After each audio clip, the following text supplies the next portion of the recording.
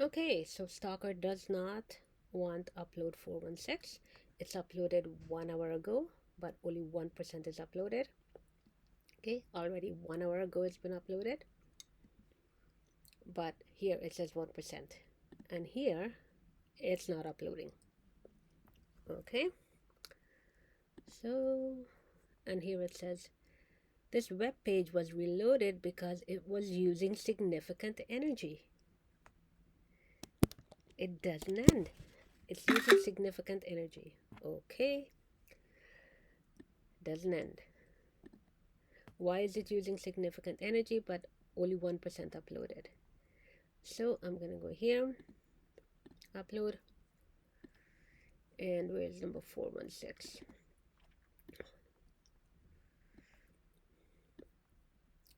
416 is right here. So right now nothing is uploading. 416. Okay, close the folder. This web page was reloaded. Yep, 416. 416 times 2. Second time I'm uploading it. Next, next, next. Public. Everything is saved as draft. Close. There we go. There it's uploading again. Because this one here was not uploading. Nothing was uploading. So here we go again.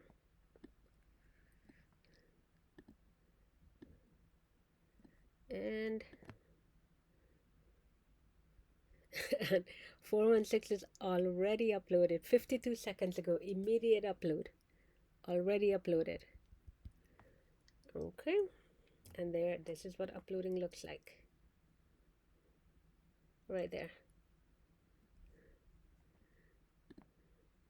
Okay, Safari is using significant energy, but Safari is way down here. Okay, so it's 1%, and now that one is immediate. It didn't take long for 1%. How long did it take? A few seconds for 1%. Okay, so let's see. I am going to go here. So here we have 1%. Here we have, nope, this one was uploaded 1 hour ago. This one 52 seconds ago.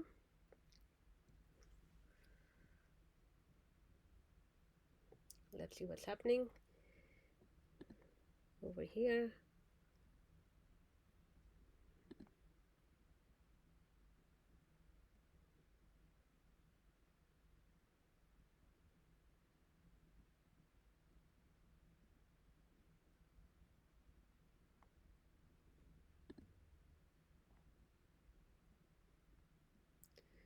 Okay, so they haven't told me how this number is calculated as yet.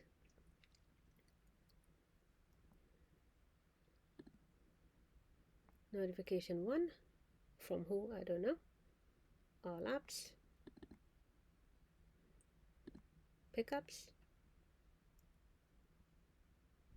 Wow.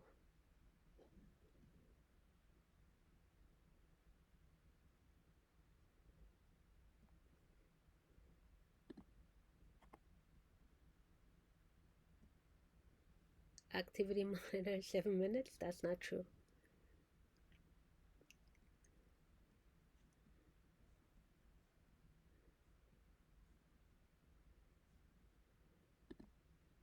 Okay, so I am going to set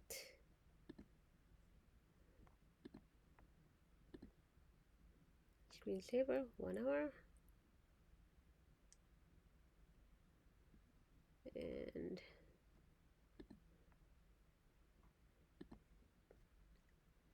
then here, and oh, never. Okay, so I'm gonna do that, and let's see what Stalker does with these ones here. There we go.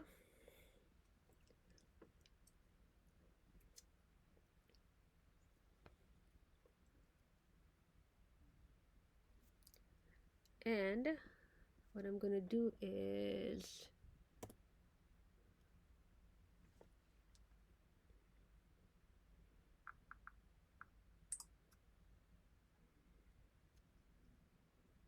able to do at the age that I was at. And magical things started to happen. I became easier to manage. And I'm glad my parents went down the physical activity route, because my dreams of going to the Olympic Games started when I was 6 years old. I watched the Olympic Games on the TV in 1984, and I told my dad then that I wanted to go to the Olympic Games. I used to get the Guinness Book of World Records at Christmas, and I would write down in my best handwriting my time next to the world record holder to see how many minutes I needed to take off. And I'm glad my parents went down this route, because when I was 9, or just before I was 9, I started diving.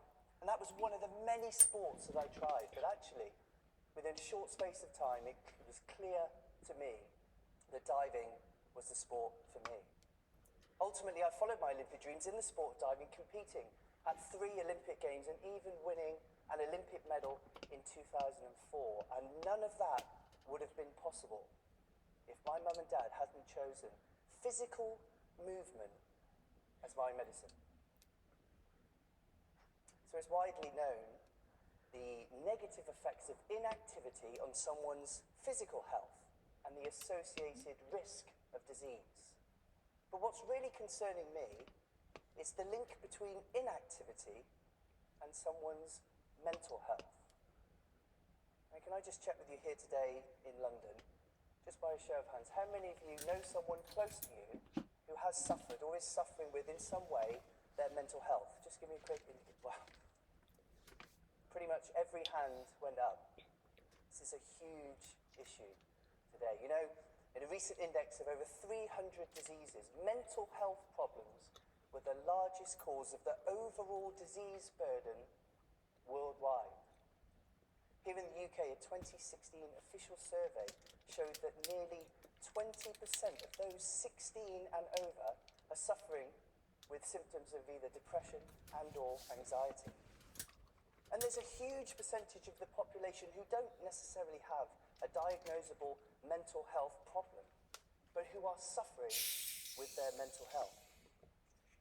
It seems that stress and overwhelm are so commonplace in today's society, and although stress in itself is not a mental health issue, it's often the starting point for many. Could you imagine what our world would be like if we had very few mental health issues? What would it be like if we could drastically reduce the number of people who are suffering? Well, I believe we can. I think there's something that we can do even more of, and it's simple. I'd like to argue that we spend too much time stuck in our heads and not enough time in our bodies. Thinking isn't necessarily the solution to our problems. Thinking is often the cause, especially when we get stuck in a pattern of overthinking. Overthinking leads to psychological stress. And according to the World Health Organization, stress is a global health epidemic. So what can we do? We can move more. We can physically move. Because, physically moving changes absolutely everything. And when I say everything, I mean our experience of the world. And what else is there? Fascinating things happen biochemically in the brain when we move. The first thing that happens when we begin to move physically, the human nervous system recognizes this as a moment of stress. And in order, because it thinks you're about to fight or flee from an enemy. And in order to protect you, your brain releases a chemical, a protein called brain-derived neurotrophic factor. Fancy name, BDNF for short. BDNF repairs the brain, protects the brain, and it also plays a key role in creating new neurons, specifically in the hippocampus area of the brain. Alongside this, another chemical is released, one that you may be more familiar with, endorphins. Endorphins are often attributed to the high, that we feel after moving physically, but their role is to dumb down any discomfort that we might encounter from fighting or fleeing from that enemy. So essentially, it's the chemical mix of BDNF and endorphin which explain why things are often clearer and we feel more at ease after moving physically. But how does this show up in the real world? How do we experience this? Well, moving physically in the short term immediately changes our state. Thanks. It immediately changes our state. It boosts our mood, and it releases the build-up of stress in our human nervous system. And over the long term, consistent physical movement changes the structure of our brain. It boosts self-esteem and decreases the biological reaction to psychological stress. Psychological stress is clearly the enemy to our mental health, and it's physical movement that is our best weapon to respond.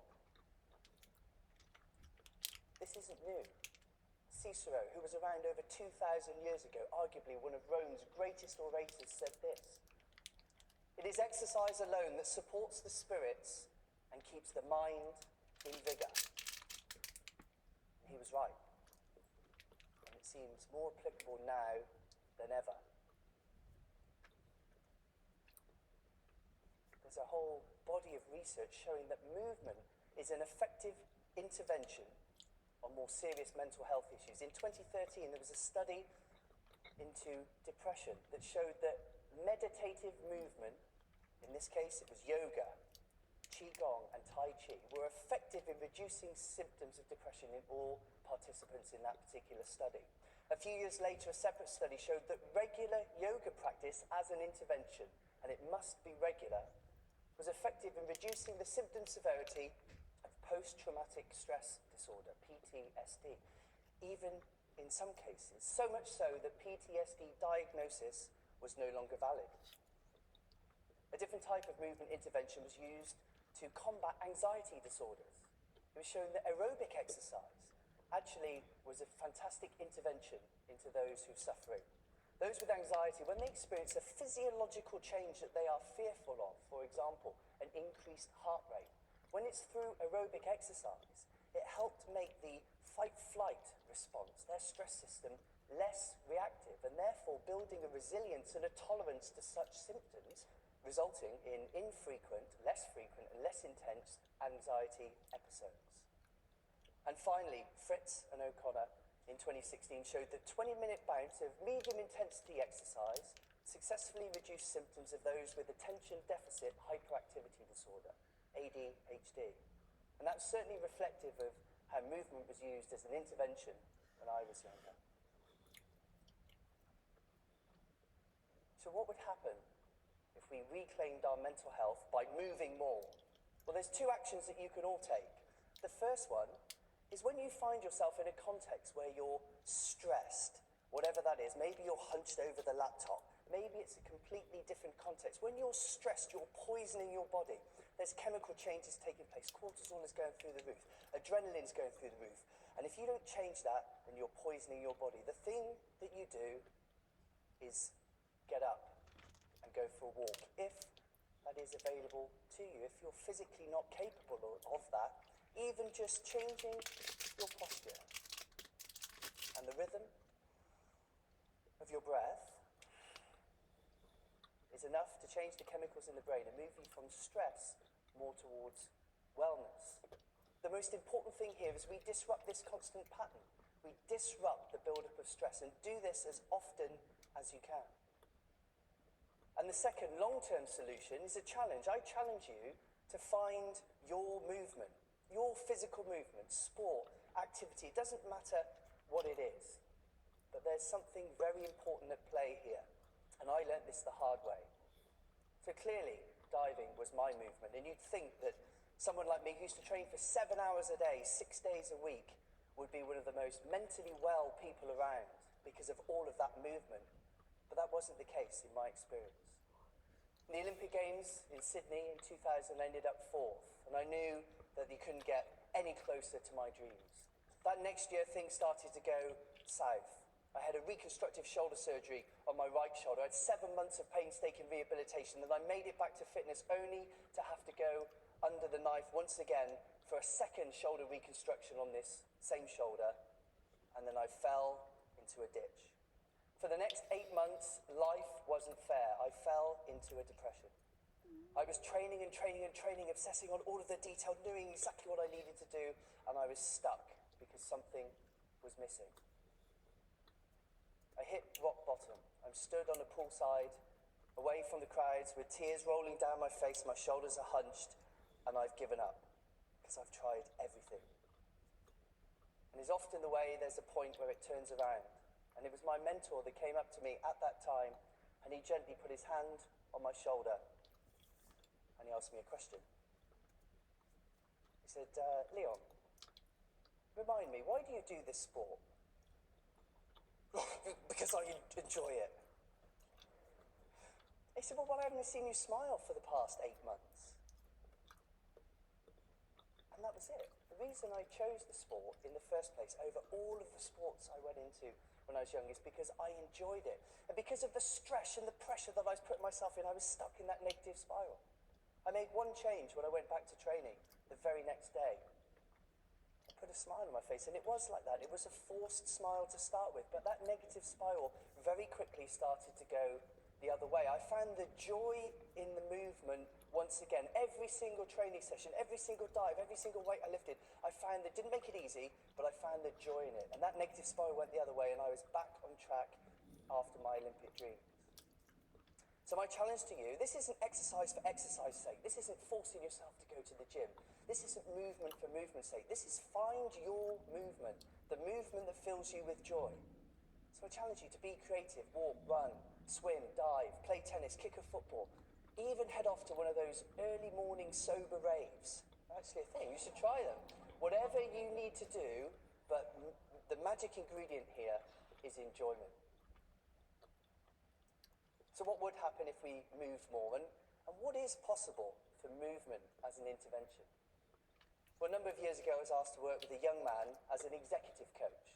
I was to be his performance coach, and on paper, things were looking amazing because he was a high flyer, accelerating through a massive organisation here in London. He was already almost at the top of the very tree. But in reality, things were very different. When I sat down with him, I discovered that things were very dark. He was suffering with bipolar disorder. He was under the care of a psychiatrist, and over the past 5 or 6 years, the symptom severity of his bipolar disorder had slowly been increasing, and therefore the medication he was on subsequently was being upped and upped and upped, and he found himself to a point where it was tearing him, his young family apart, and he was right on the edge. We made one intervention. I asked him what he loved to do movement-wise. He proceeded to tell me a story how he used to love to run when he was younger. So we built a series of behaviours and habits around running. He started to go running frequently. Before long, in a number of weeks, he'd already joined a local running club. And this journey went on, and 6 months down the line, he ran in his local half marathon with his wife, his children, extended friends and family cheering him on, the most momentous day. And over that period, the symptom severity of his bipolar disorder had been reduced so much that he was taken off pretty much all of his medication. The side effects that were plaguing him had faded away, and from a mental health point of view, he was in the best place he'd been for over a decade, because running was his movement.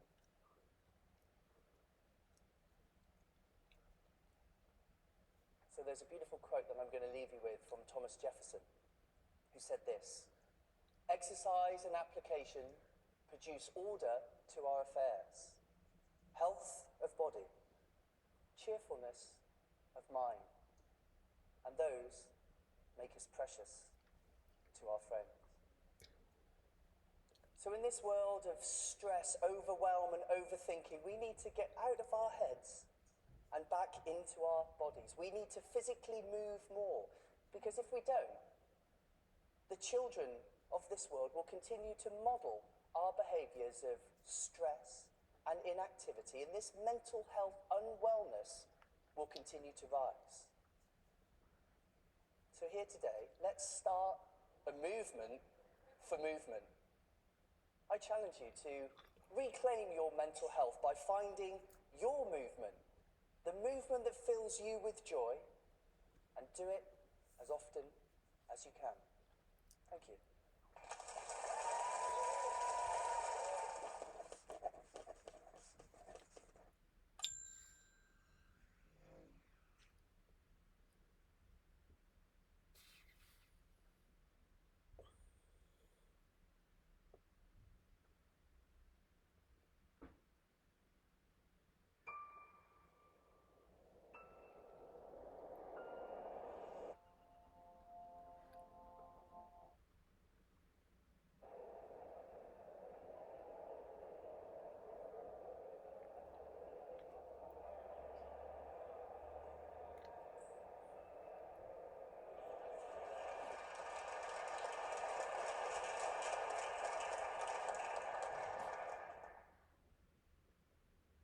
How many of your thoughts today helped you get towards your goals in life?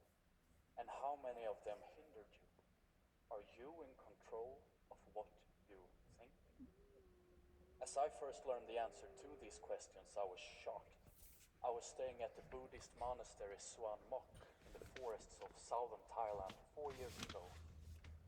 As you can imagine, life at the monastery is quite Spartan. You sleep on a wooden pillow and a straw mat.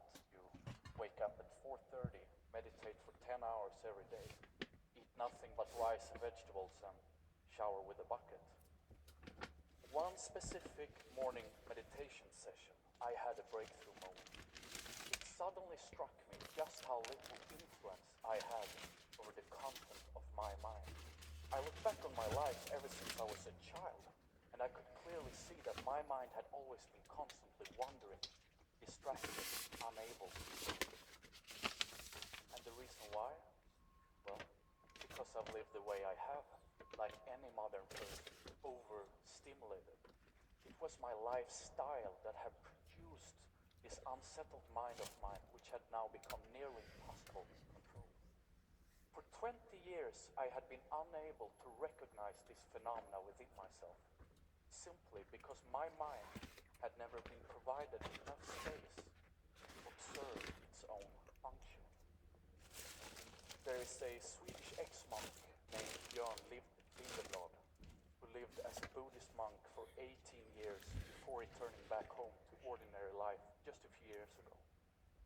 Upon his return, a journalist interviewed him and asked, Björn, from 18 years as a monk with hours of meditation every single day and no distractions, what's the one key insight that you took with you home?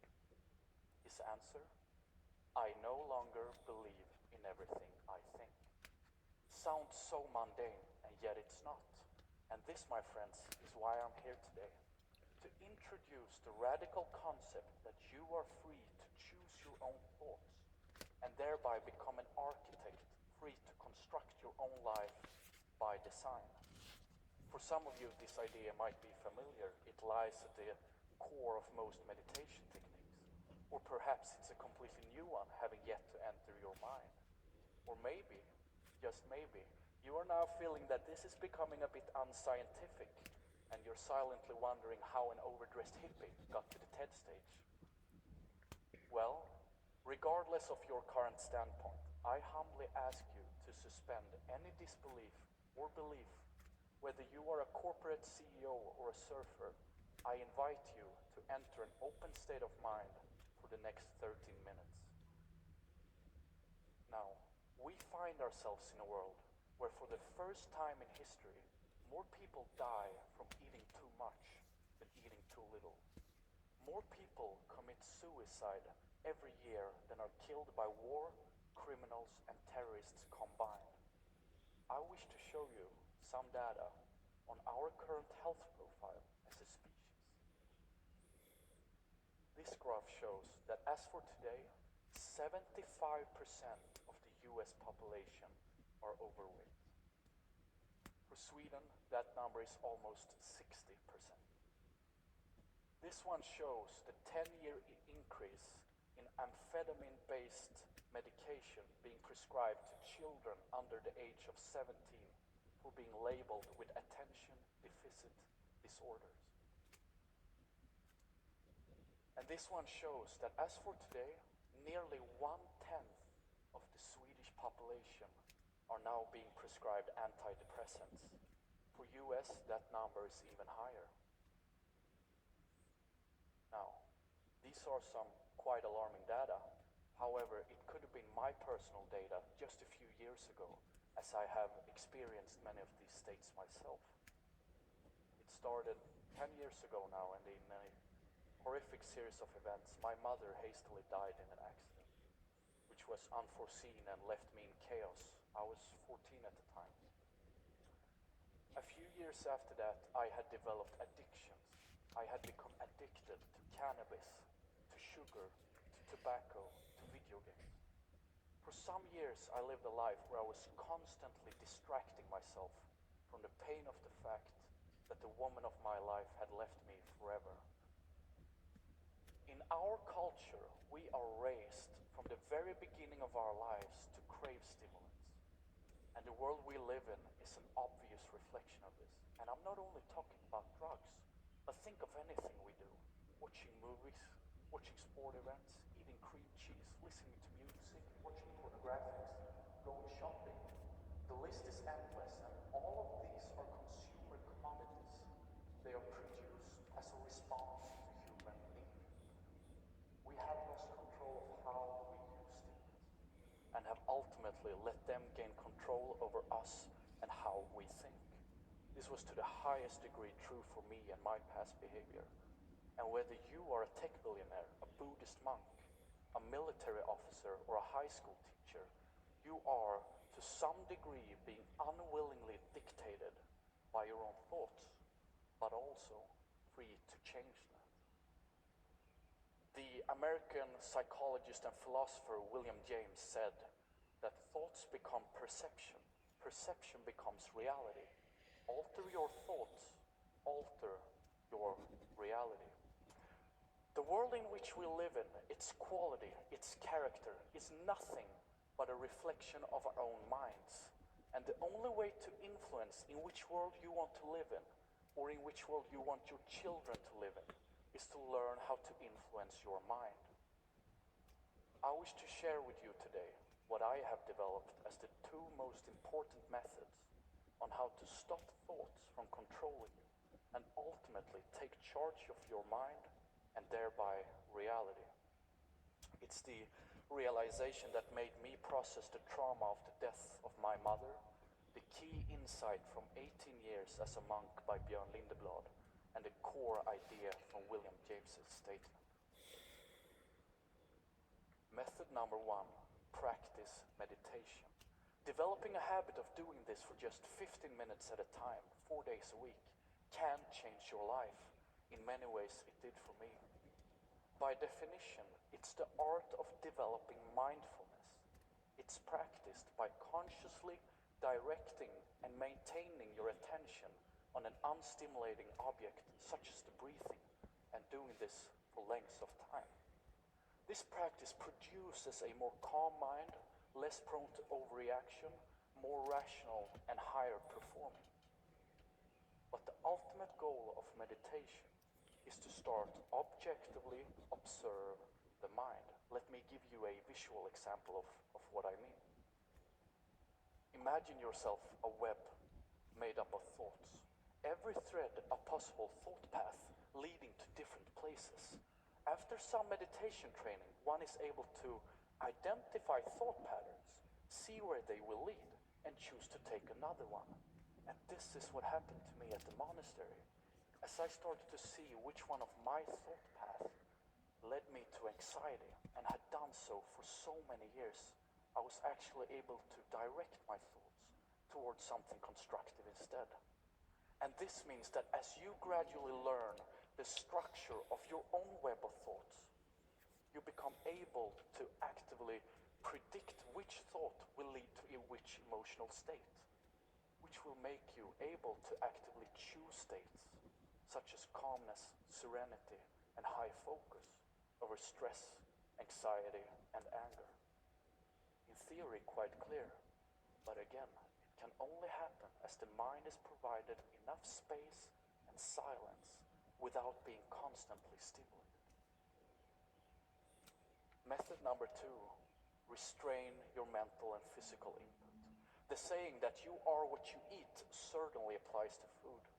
But have you ever thought of the notion of bad information having the same effect, making us mentally unhealthy, obese, addicted? In our age of information, an unprecedented junk data load enters our minds every single day. And this junk data then influences our minds. It affects our values, it creates our needs and desires, and even how we think. It's our responsibility as individuals to carefully feed our minds with selected input, and that input then, if chosen wisely, will produce this desirable mental environment in which we can start to understand our minds properly enough to control them. I want you to ask yourself, is it constructive for me to be bombarded daily with newspaper tabloids of death, sex, fear, and terrorists? In my mind, the majority of newspapers are more important for terrorism than terrorists themselves. Choose your media source wisely, because they are seldom designed only to transmit information. More often than not, their primary objective is to spark your interest using catchy headlines fueled with fear and sex, which happens on direct expense of fact.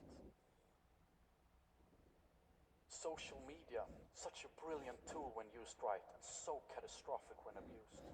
No stimulant has ever gotten a society so addicted, so immersed in such a short time. Did you know that the term Facebook addiction disorder has emerged as a valid disorder, causing withdrawal, excessive use, and long-term anxiety? There is a recent study from the University of Pittsburgh has now showed that the more we use social media, the more socially isolated we feel. And the more socially isolated we feel, the more we want to use social media. So just like a drug, we feel that by getting a newsfeed fix injected to our minds, it will make us feel better, but it actually makes us feel worse. So friends, you have to take control over your use of social media. Otherwise, social media will start to take control over you. Advertisements are also sources of often polluted information. Think, for example, of sugary, unhealthy food products. Quite a few commercials out there for them. And now sugar, the substance sugar, is our global #1 health threat as a species, killing more people every year than heroin, cocaine, and amphetamine combined. So what can we do? Stop sugar and sugar-based products from being sold and marketed? Of course not, because they're not inherently bad. Sugar is great for a lot of people, all right? The problem does not lie in the externality. We need to take responsibility over our thoughts and impulses when being exposed to and consuming these products and their commercials, and realize that their incentive for your consumption is not to benefit you. Now, think of this. The human operating system is designed through millions of years of evolution to reward the behavior that promotes survival in an environment of constant territorial threats and scarce resources. In that world, eating as much honey as possible meant survival. So did killing other tribes when intruding on your territory. But man has come out of the jungle where there was not enough, and we built a whole ethic around not having enough. As our environment has completely shifted, our mental operating system has gone dangerously obsolete. It's time for an upgrade. We need to transition from being smart monkeys and become conscious beings. You are like me. a Homo sapiens, wise human, member of the first known life form to develop consciousness. You are the pinnacle of evolution. Now please reflect upon the stories I've told, which are yours, and decide what you want to do with them. Because friends, it's not the harsh, traumatic, or horrible events themselves you should fear the most in life, but your own unwillingness to control your reaction to those events. Ultimately, it's your capacity to take full responsibility for your thoughts that will dictate the course and growth of not just you, but our entire world. Thank you so much for letting me be part of this.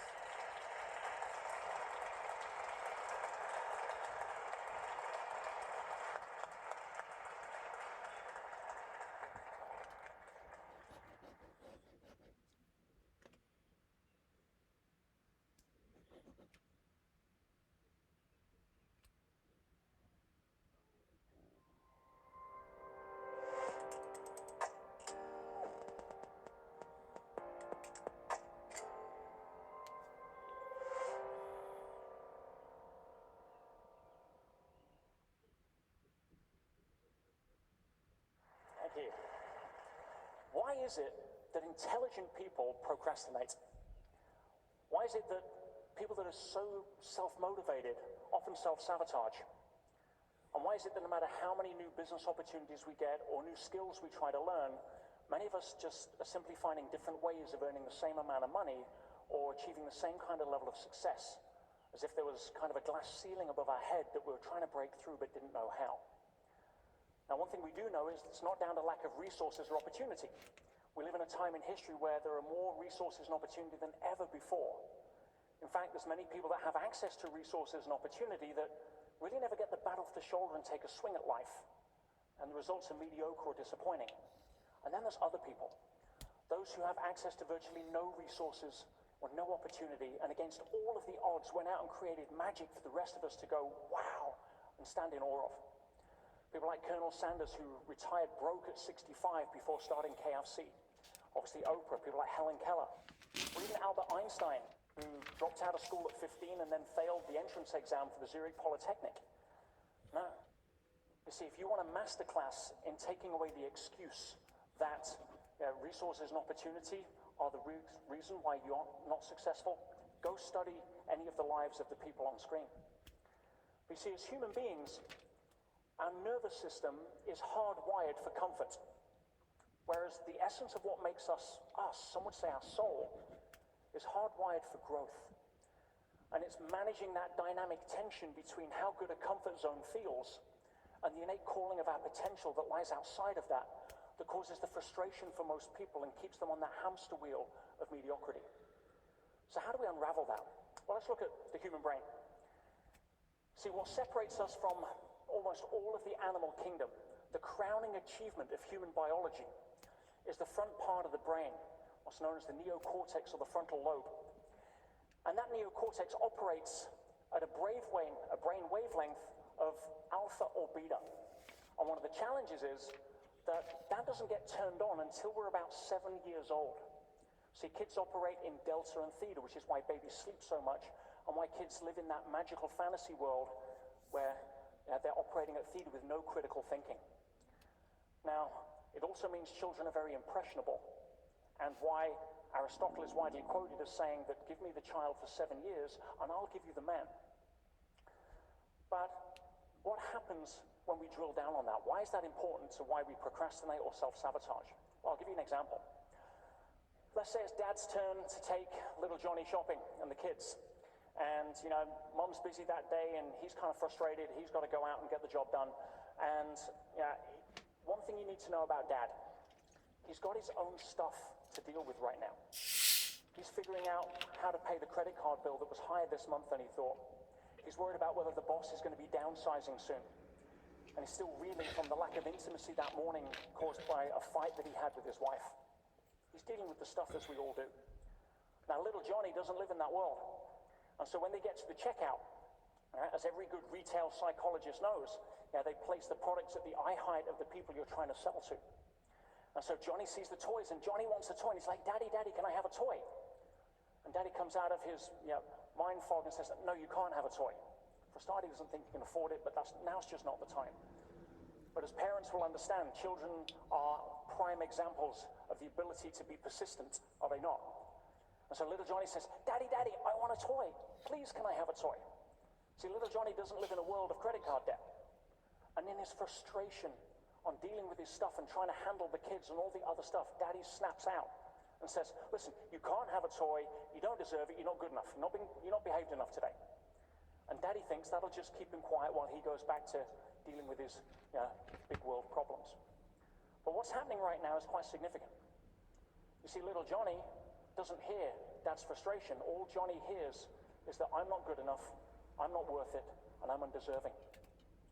And probably spends a large part of the rest of his life unconsciously acting out that behavior to justify why he's right, including self-sabotaging if the threat of success comes along to challenge that inner model of the world. You see, when it comes to being able to work with psychology, and after thousands of hours of working with people all over the world, I've come to know that the undisputed first law in psychotherapeutic intervention and other areas, the undisputed first law of personal growth is this: that people will never rise above the opinion of themselves.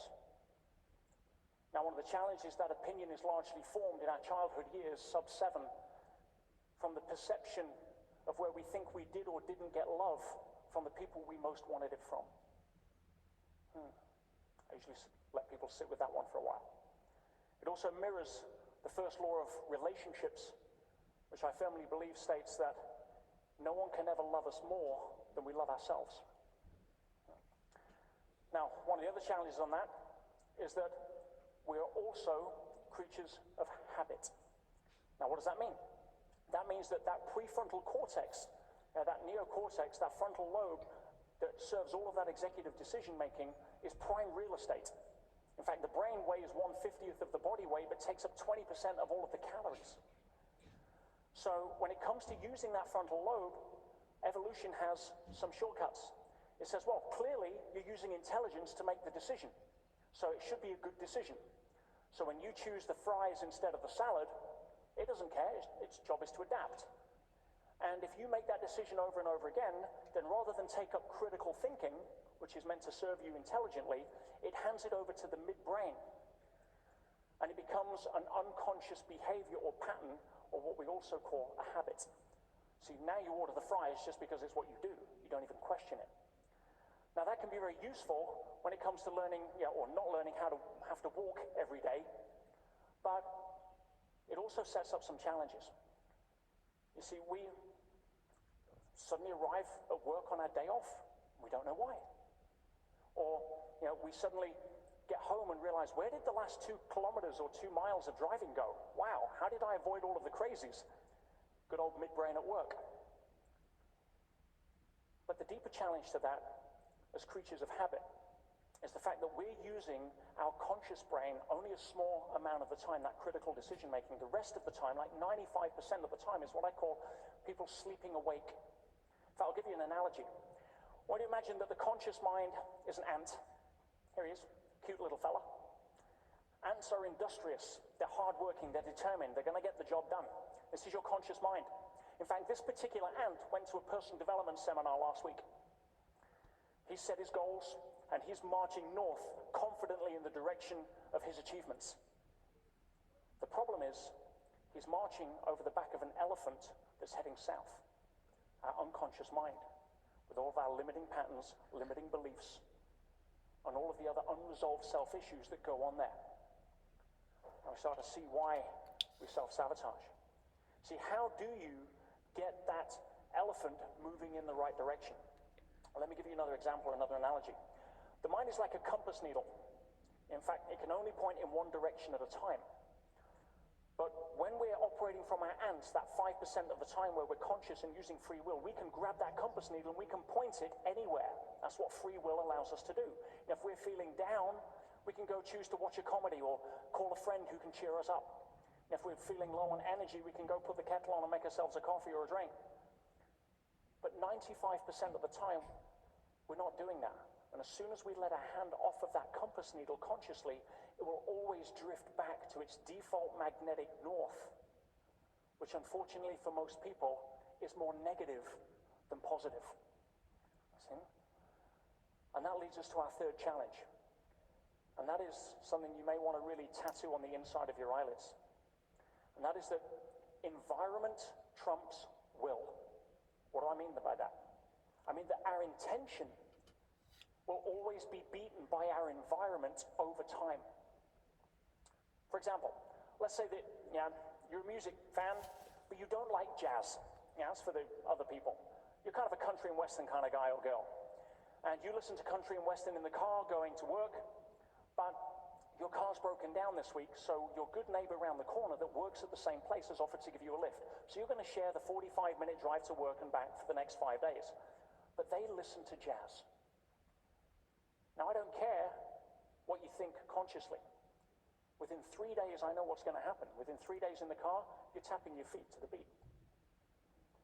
Within 5 days, you're humming it in the shower. You see, we don't get to choose whether or not we get programmed. We're programmable by design. We can only choose how we want to be programmed. Another way of saying that is you can have all of the intention to be as warm and hot as you like. You can raise your body temperature. You can put on some big clothes. But if you choose to live in a freezer, the environment's going to win over time. In other words, you can read all of the positive affirmations. You can stand in front of the mirror and say that you believe in yourself. But if you live with somebody who is constantly pulling you down, somebody who is reminding you of why you're not good enough and why it won't work, at some point you're going to start to believe it. That's the law of conformity. If you hang out with 9 recreational drug users, I've got news for you, you're most likely going to become the 10th. If you hang out with 9 positive people that look at life through the lens of how we can, not why we can't, that hold up a mirror for each other's greatness, to be midwives to each other's dreams instead of stealing them, you're likely going to become the 10th, or you'll leave the environment. It's the 95% law, the law of conformity. Okay? So, how do we change that? Well, there's 3 tips that I want to share with you that'll help turn this around. And I'm a pretty simple guy, so I want to give you some pretty simple tips. And I'll break it into 3 things. The first is, stop putting the wrong things in. You see, as I said, we are adaptation machines. Our bodies, our physical bodies adapt to our environment. We don't get to choose that. We only get to choose the environment we put them in. If it's the gym or McDonald's, the body doesn't care. Its job is to adapt. But it's the same with our mind. So stop putting the wrong programming in. In other words, if you think of the 2 biggest things that impact us unconsciously more than anything else, it's the mainstream media and our peer group of who we hang with. Let's touch on the media for a second. Now, for those of you that still think that the mainstream media is about reporting the news, I've got news for you. You're in Disneyland. See, the job of the media is not to report the news. Are you kidding me? The job of the mainstream media is to stimulate another part of the brain called the amygdala, which is designed evolutionarily to notice negative before positive, so that they can hook your attention out of the mass of the crowd and record you as a viewing statistic to justify rate cards and advertising. The media is not a charity. So I haven't watched a news report or read a newspaper for pretty much 17 years now. Yeah? For those of you that still watch things like, is it CNN? Constant negative news? I've got news for you, right? From what I understand, it's all the same news. It's the same news it was 17 years ago. It's just happening to different people. And so you cannot watch the news and be positive. It's like saying, I want to be healthy and I smoke. It just doesn't work. You can go to the gym as many times as you want, but if you're smoking, you can't be healthy. It's a binary equation. And if you're being programmed by the mainstream media, you can't have that default magnetic north move away from being negative. It's constant programming. People say, well, how do you know what's going on in the world? I'm like, you kidding me? Yeah, everything's going on in the world. A far better question would be, what do you want to choose to focus on? Think of the Amazon rainforest at night. Yeah, everything's going on. But the media want to take your little flashlight in your hand and point it and say, oh my goodness, look at this. It's a snake eating a rat. Versus you saying, yeah, but have a look at this hummingbird being born. So it's a choice. So I have no clue what's going on in the world. I have every clue what's going on in my world. And if something's important enough, it'll find me. So stop programming yourself with why the world won't work and start taking charge of where you point your flashlight. Now, the other thing is about peer group. Now, some people say, yeah, I could probably change my friends, and some of us maybe should, but I can't change my family. Yeah, my brother's the most negative person I know. My mother-in-law is always telling me I'm not good enough for her son, or whatever it may be. Well, I know that we can't change our family. And looking at the reasons why you chose your parents is another TED Talk. But the best advice I can give is love your family, choose your friends. Now, the second thing, start putting the right things in.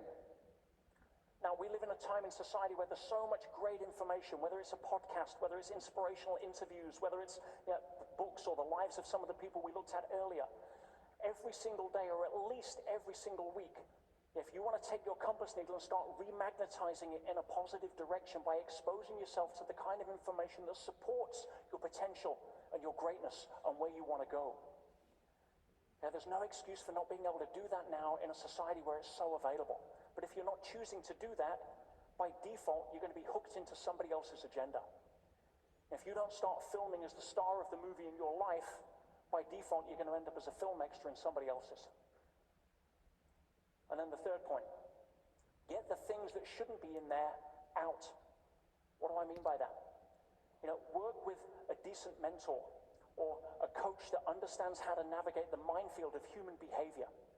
Somebody that isn't just going to teach you skills, but somebody that can reach in and find those unconscious patterns and be able to rip them out for good. I'll give you an example. I had a client come to me a while back who said, I want to learn time management. Now, a normal coach or what have you would probably teach them some good time management skills. But within 2 minutes, it was easy to see that time management wasn't the issue. The real issue was his inability to deal with rejection. And therefore, he wasn't saying no to people, because by saying no, it would trigger a rejection response. And therefore, he was saying yes to too many things, and therefore there was too much on his calendar, and therefore he thought he needed time management. You get the idea? You see, when we're able to start addressing things like our unconscious programming, when we start to create the best habits that we can by programming ourselves consciously, when we start grabbing that compass needle and bringing it over to the right direction so that the 95% of the time we're sleeping awake, we're able to be who we need to be, that's when we can start to achieve the real game in town, which is self-mastery. See, before you spend another penny on workshops or skills or anything, work on yourself. See, mastering the game of self throughout human history has been the #1 recommendation of virtually everybody that achieved it and then preached the benefits of it to people that usually weren't listening. But by mastering our sense of self, we're able to walk into a room where everything's descending into chaos and retain our center. When everything's breaking down around us with the eye of the storm, it's like, move, I'll handle it. See, that's the best way that you'll be able to handle uncertainty. And when we commit to self-mastery, we give ourselves the best shot of becoming the best and greatest versions of ourselves that we can be. And then we get to become the example and the invitation to others. Not the imposition. Nobody changes because you tell them to. People change because they're inspired to change. And we can only inspire them by being the example and the invitation. And at that point, we have a chance of being able to really make a change in this world, make a difference, which is what the world needs right now.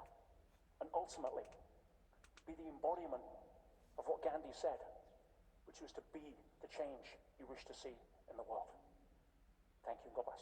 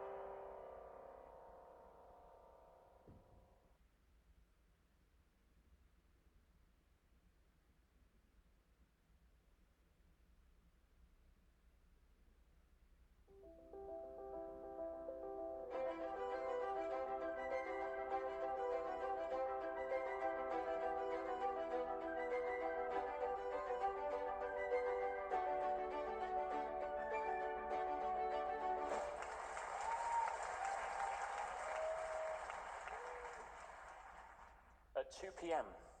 on January the 20th, 2017, I was walking down the stairs of the High Court in London, wearing handcuffs, and on my way to one of the most violent prisons in England. Having never been arrested, accused, charged, or convicted of a crime, in fact, not even the police knew that I was going to prison. A week before, I was running a successful company with over 50 staff, helping thousands of people, and a week later, I was down to virtually no staff and faced with losing everything I had, including my home. And so began the most incredible adventure I've ever had the privilege of living. How I got there isn't quite as interesting. I was arguing a years-old business deal in court with a major multinational, and one that had far deeper pockets to flex far bigger legal muscles than I did. And when they threw a contempt of court application at me, I didn't give it much credibility. I remember an old longtime friend and business mentor, Dan Pena, once told me that when it comes to business, litigation and civil actions are nothing more than a tool. And I thought this was a chess move to try to pressure me into an early settlement, and I didn't really take it that serious. That was a mistake. I learned a lot about how the court system works, shall we say. And when I was sitting in the hearing, my fiancée turned around to me and said, "This isn't going the way we thought it was going to go. What happens? You could even go away here." And I'm like, "I don't know why this is happening, honey, but here's what I do know. I've been very blessed, very privileged over the last 20 plus years to have millions of people around the world benefit from my work." I said, "But maybe the people that could benefit the most never really get to hear it because they're in somewhere like jail. If the universe, or whatever you want to call it, wants to send me in to hold a light, let me go do my work." And I was reminded by a quote by Tony Robbins, who I had the privilege of working alongside as an experienced trainer for over 15 years. And he said something profound. He said, "The strongest force in the human personality is the need to remain consistent with how you define yourself. In other words, your identity. For example, why do vegetarians not eat meat? It's not because they have different teeth or a different digestive system. It's because their identity is, I am a vegetarian. Now, the reason they may choose that identity is personal and varied for either health or moral reasons, but once you adopt that identity, it governs what you order off the menu. So I had a choice walking down the stairs as to which identity I wanted to adopt. I could either adopt the identity of a prisoner and a victim and complaining about the courtroom shenanigans, or I could choose something more empowering. Someone who was going in on a mission as a secret agent of change. I remember getting to the prison and I had my medical. They gave me my clothes and I sat with a doctor for a while before they gave me a cell. And he leaned over, he says, "Can I ask you a question?" I said, "Sure." He said, "Are you undercover?" And I smiled. I said, "Why do you ask?" He said, "Well, in my entire career, I've never seen anybody so happy on their first ever day in prison." I took that to be a good sign, but not even I was prepared for what was about to happen. Let me set the scene for you. Pentonville is a 200-year-old Victorian prison that's never really been modernized. It was built to house over 900 inmates, and when I got there was over 1,300, including murderers, terrorists, drug lords, armed robbers, to name a few. By the government's own statistic, over 1 in 5 people in the prison population there are on antipsychotic medication, with many more on antidepressants. Violence is epidemic. Drugs are to order. And many of the cells have their own pets in the form of cockroaches and rats. Let's just say that if it was a hotel, it wouldn't do very well on TripAdvisor. In fact, I remember walking into the showers a couple of weeks after I arrived, and this was my first shower in 4 days. And my cellmate walked into one set of showers, I walked into another, and 3 guys followed him in and closed the door behind, and one pulled out a weapon. It was a toothbrush that had been sharpened to a spike on the concrete wall, and with razor blades glued into the other side. Crude but very effective, and they didn't waste time. Now, luckily they weren't after my cellmate, but somebody that had just walked in ahead of him. And while I didn't witness the attack personally like he did, the blood coming from under the doors in the shower was like something out of a horror movie. In fact, this is what it looks like inside, and this was taken from an article in the paper of somebody else that was murdered just before I got there. Welcome to Pentonville.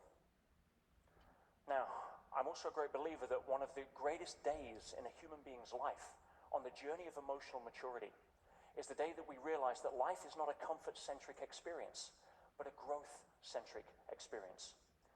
I believe that we're in Earth School, and for me, this was a practical exam. Was I able to actually walk the talk that I've been teaching for so many years in a real environment, with no cameras, no second takes? and obviously learn my own lessons that I needed to learn, also about my own ego and some of the things that happen in court. But I believe that we can be empowered by that. If you can understand that Earth School is here for everybody, but how do you handle that environment in Pentonville? Positive thinking just isn't enough. You need a tool set. And luckily, after 3 decades almost in personal growth, I had a decent tool set. And I want to share a few of those with you here today. Not that you need to go to prison to test these, leave that for the idiots like me. But if your son or daughter comes home from having a tough time at school or not getting the grade they want, or your spouse is suffering through having work downsizing or whatever, you may be able to use some of what I was using in order to be able to help you, and that's one of my main purposes here today. Now, one of the first tools I was using is often underrated, and it's the power of acceptance. Most people don't get to acceptance because they confuse it with apathy or resignation. But if you are complaining about something that has already happened, you are wasting your time. As soon as I walked in there, I implemented a zero tolerance policy on my own thinking of any thoughts that started with if only or what if. Why? Because you can't go back and change anything. The milk may be spilt, but that's not going to put it back in the bottle if you sit there and feel sorry for yourself. But by unhooking the energy of resistance and coming to terms with where you are, you can then free up that energy to channel into whatever the next best move is to deal with what's happened. In fact, one of the first signs that I wrote when I got there and I put over my cell door was taken from the classic Think and Grow Rich by Napoleon Hill. In fact, this is the exact sign. It states, every adversity carries with it the seed of an equivalent or greater benefit.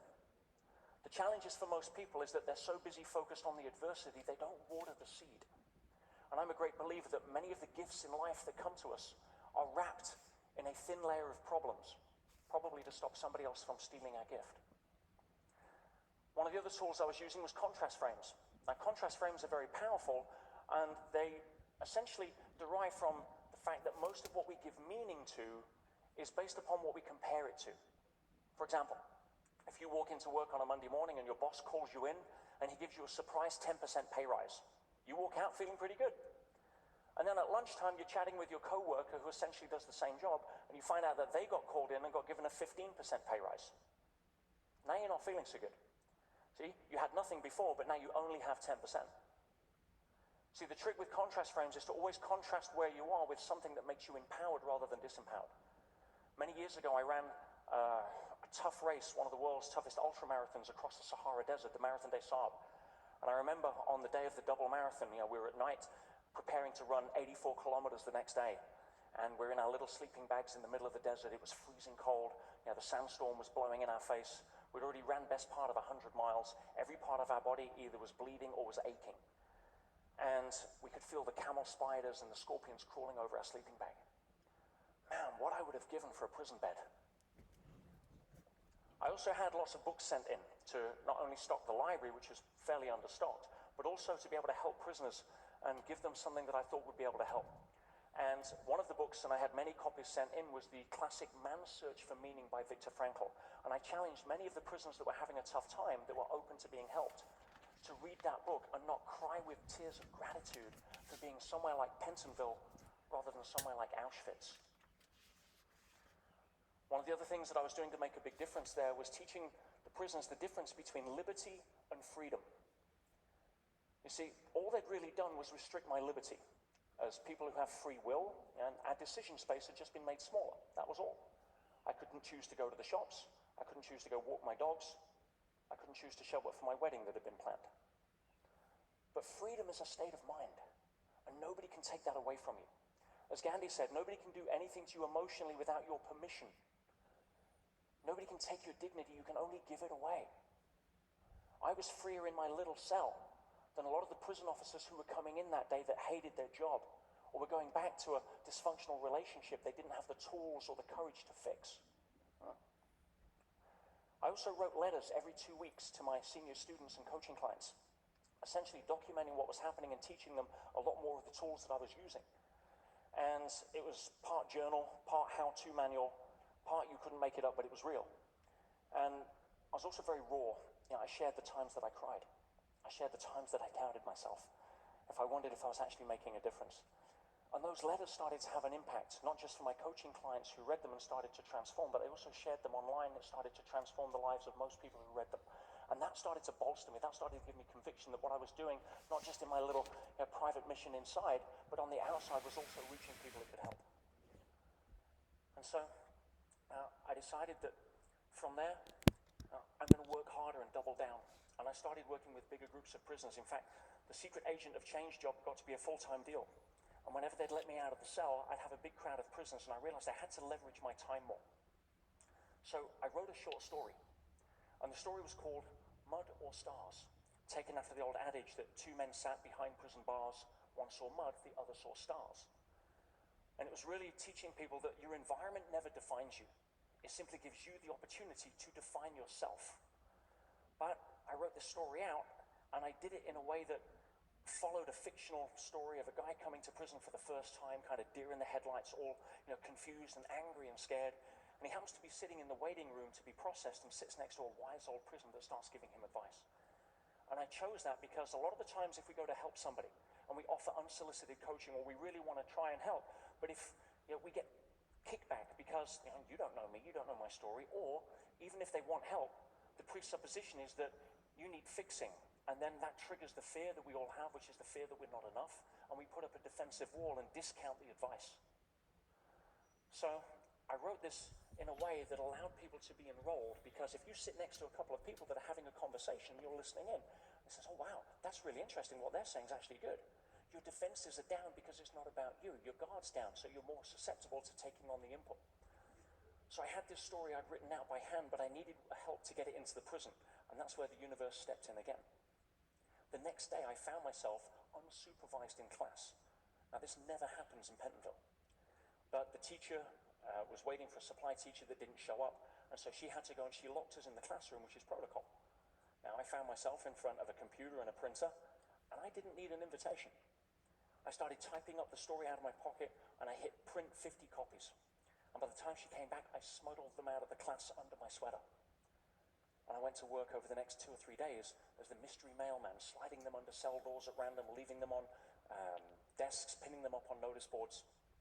And it didn't take long for the magic to work. Within a few days, you could actually hear some of the most violent or depressed prisoners shouting to each other across the wings, mud or stars, to try to cheer themselves up. They started to create a movement.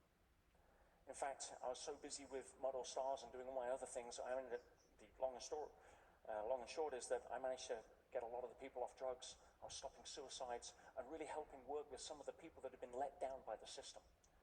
And it created such an impact that I vowed that when I came out, I'd be able to create something that new prisoners could be given.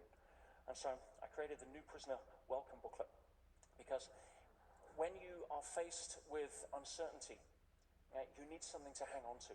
And the challenge is that for many of the systems in the prison, they let prisoners down because they're following an archaic principle of containing criminals, not trying to rehabilitate them. And if they do try to rehabilitate, it's always ineffective, because what they do is they try to raise their skill set by educating them, not raise their mindset. Now, behavior follows mindset, not skill set. If you educate somebody without raising their level of consciousness, all you're simply going to do is give them more tools with which to enact the same behavior. So we essentially make them better criminals, which is what most of the statistics will show you in terms of how fast somebody goes and recommits a crime once they're released. So this booklet was designed to really help people shift their mindset and raise their level of consciousness, to engender hope, rather than give them no choice at all, which for many is all the choice they had. And I'm very pleased to say this is now being rolled out and used in several prisons across the UK. I was on the phone with somebody from Head of Corrections in New South Wales that want to use it in Australia. I've been talking with a lot of the prisons and charities in the US. You can go to my website and download the source files for this, along with all of the image rights, to be able to customize it to your own prison or charity. And very pleased to say it's now making a difference to many people every single month. Now, I share that because every single one of us faces adversity. It's not because we're unlucky, my friends. It's by design. We're here in Earth School to grow and contribute. That's the 2 laws of nature. And the strongest trees don't grow in the best soil, they grow in the strongest winds. So if you want to become the best version of yourself, start praying for some strong winds and don't complain when they show up. We only have to go to the physical body to see that if you take it to the gym and push it past your limits, It's pre-programmed to return with a better version of itself. What do you think nature's trying to tell us? And so when adversity shows up, as it will, start to try to shift your focus by asking better questions, by looking at what you can learn or who you can become rather than looking what you could lose. Is the difference between a life of success and a life on the street for many people. And if we can focus ourselves on being able to see the positive no matter what, to tear the wrapping paper off and search for the gift in the adversity, then we all have the ability to live a life that's an example rather than a warning. And in doing so, hopefully, leave a legacy that transcends not just ourselves, but impacts many more lives. Thank you.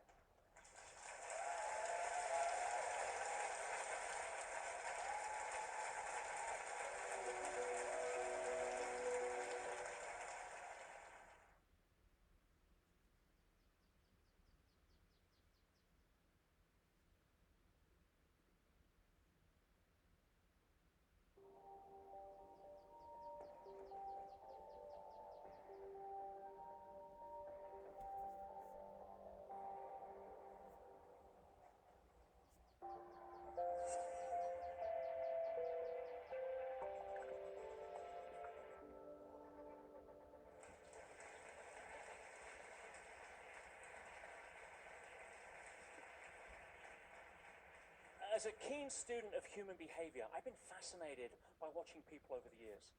And one of the things that fascinates me the most about us as a species is that we seem to be hardwired to disagree with each other. Now, whether it's the social taboos of religion or politics, every one of us has an opinion that we seem to defend. Yet I think one of the things we can all agree on is that we're living in a time in human history that is absolutely unprecedented. A time that not even our ancestors could have dreamed about in their wildest dreams. I mean, think about that. How many of our ancestors looked up at a cloud and wondered what it would be like to see life from the other side? What would the pharaohs of Egypt given 5,000 years ago to be able to step onto a machine and be the other side of the world in hours? Wow, kingdoms. Yet the reality is, for many of our ancestors, they gave a precious gift. Childbirth wasn't certain for many, many years. In fact, my grandmother on my mother's side actually died in childbirth, giving birth to my mother. It was a very uncertain time. And, you know, if you could just connect for a second to the fact that some of our ancestors gave their life in agony so that we could be standing here today. The question that poses, my friends, is this: what do we do with the gift that we got? Now, some of us would say quite a lot. Some of us would say we're living in a time now where technology is so overwhelming, so incredible, that even just 20, 30 years ago, we couldn't have imagined the world that we live in today. But that technology comes at a price. It generates its own level of paradox. One of the paradoxes is that right now, there's so much information that's out there that we are literally overwhelmed. And the emotional route tends to be overwhelmed, which leads to confusion, which leads to inaction. In other words, we learn so much, we do nothing. For every 1 second that YouTube is up right now, there's between 5 and 10 hours of new content uploaded. Unbelievable. The other paradox that technology has brought is that in a world of 7+ billion people, we're all just a push notification away from each other. Interconnectivity is at a time that we've never even had the foresight in history to ever even dream of. Yet in a world that is so connected at every single level, why is it that so many of us feel so alone? You know, the evidence of this is everywhere. Labels of ADD, ADHD with information overload, or prescription drugs for depression at an all-time high. And one of the reasons for that is so many people, I believe, are drowning in technology, but they're starving for something more. What are they starving for? Well, I believe that the ultimate app that you can download from the App Store these days is not Facebook.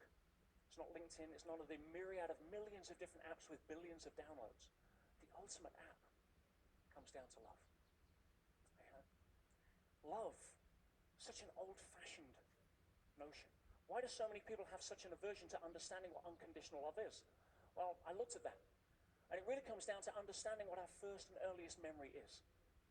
You know, if we go back 9 months before we were born, a certain event happened which unleashed one of the biggest battles in human evolution, in human history, the battle to be here. 400 million to 1, and guess what? You show up in a battle that was in the dark and uphill. Why did you want to be here so badly? Not only that, but if you look under the microscope and see what actually goes on, it's not just the first person that was there, is it?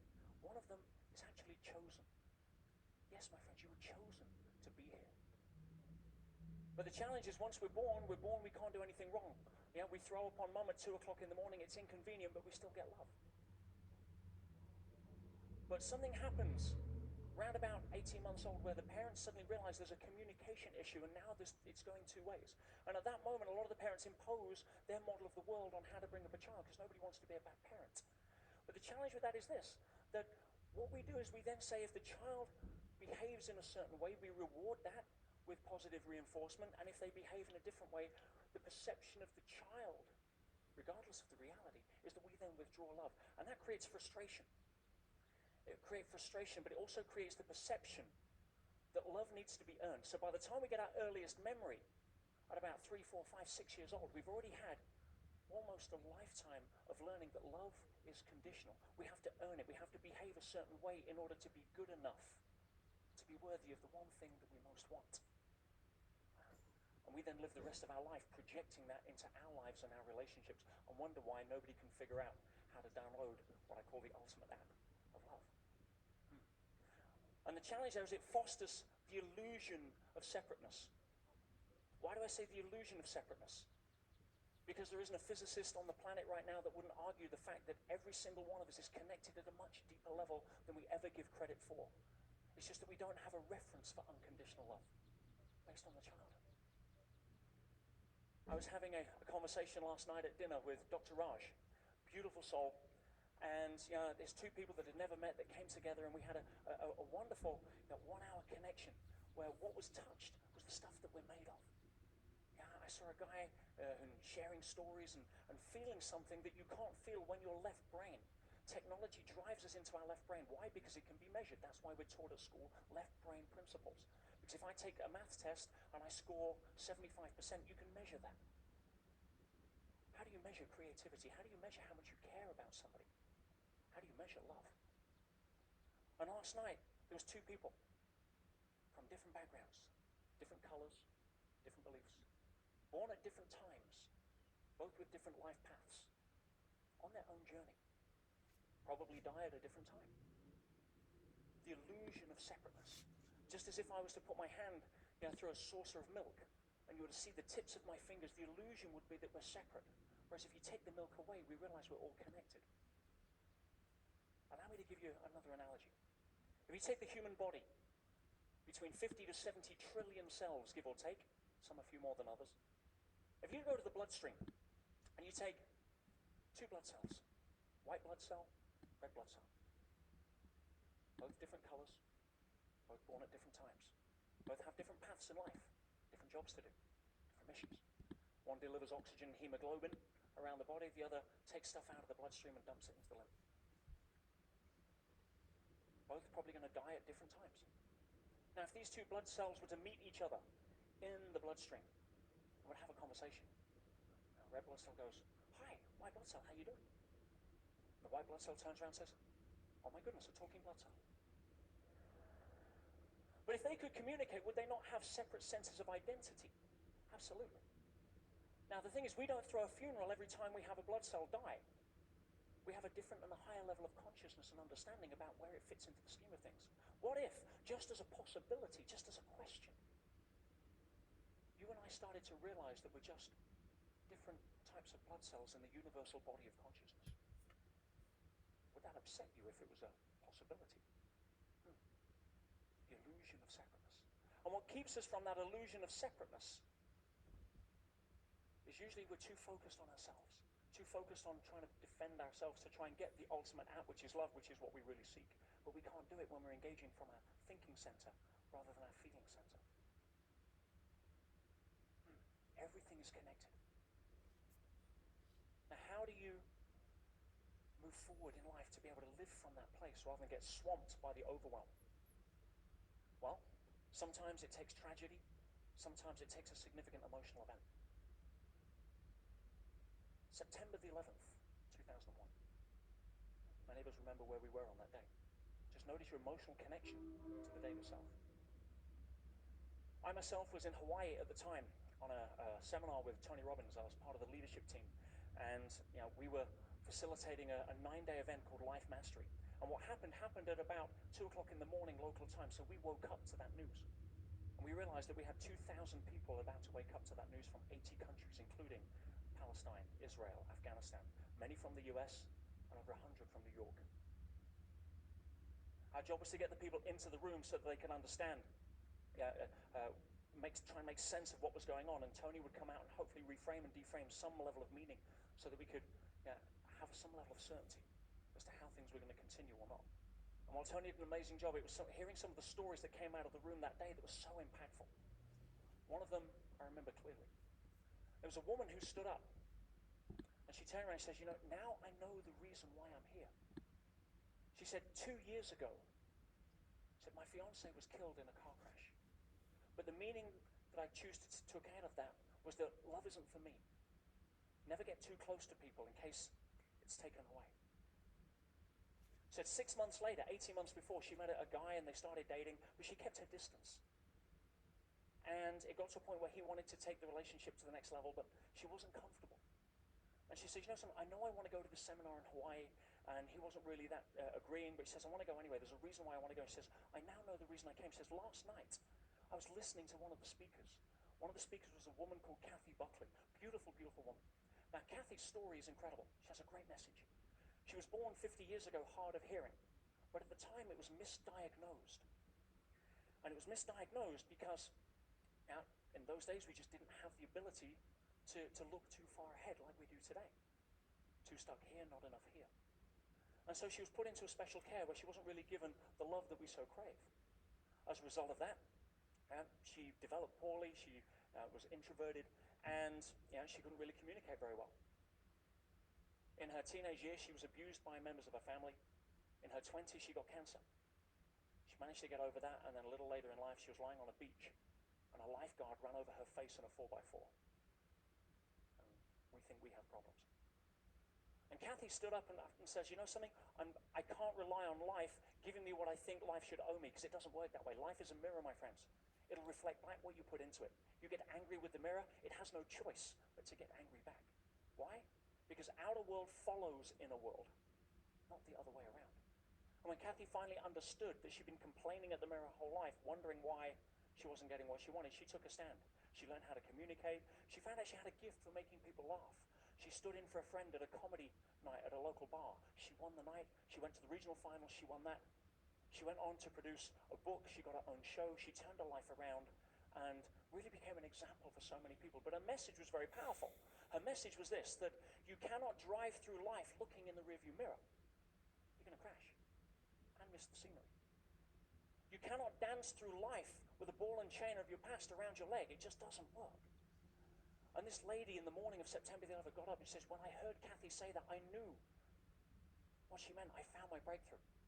I knew what I'd been doing. I ran back to the room and I called my partner and I left a message on his voicemail. I says, hey honey, I'm coming home after the seminar. I see what's happening. Let's get married. And the next morning he called her and left a message on her voicemail from the 104th floor of the World Trade Center to say that the building had just been hit. It was filling up with smoke and he thought he was going to die. But he didn't care if he was going to die, because having listened to her message, if that's what it took to get to the place in his life where he could feel like that, he'd die a happy man. Now I listened to that voicemail. I could hear the people screaming in the corridor. And then the line went dead. And he went down with the building. And this woman stood up in front of 2,000 people with every right to turn around and say, you know something? See? I told you so. Life's doing it again. This just validates everything that I've just lived for the last 2 years. But she chose not to do that. She says, you know something? I've played that game. Now it's a tunnel with no cheese. Says instead, the meaning I choose to take out of this is that life is precious. That I'm going to live every single day squeezing every single drop out of every moment that I can. Do you know why? Because if I'd have done that 2 years ago, I'd be married by now. And she inspired me and 2,000 other people to step up and live from a place over the next 9 days of our seminar with more passion, more commitment to playing full out, more commitment to serving and communicating with each other than we could ever have done. And people say to me, where were you on 9/11? I tell them the story. I also say that out of all of the growth that happened through that experience, out of all of the lessons that we took, all of the transformation that we saw, to this day, 9/11 was probably one of the most incredible, amazing, and uplifting and inspiring days I've ever had the privilege of being able to live. But the message was clear. It never matters what happens to you in life, my friends. That's a story. That's what keeps us here instead of here.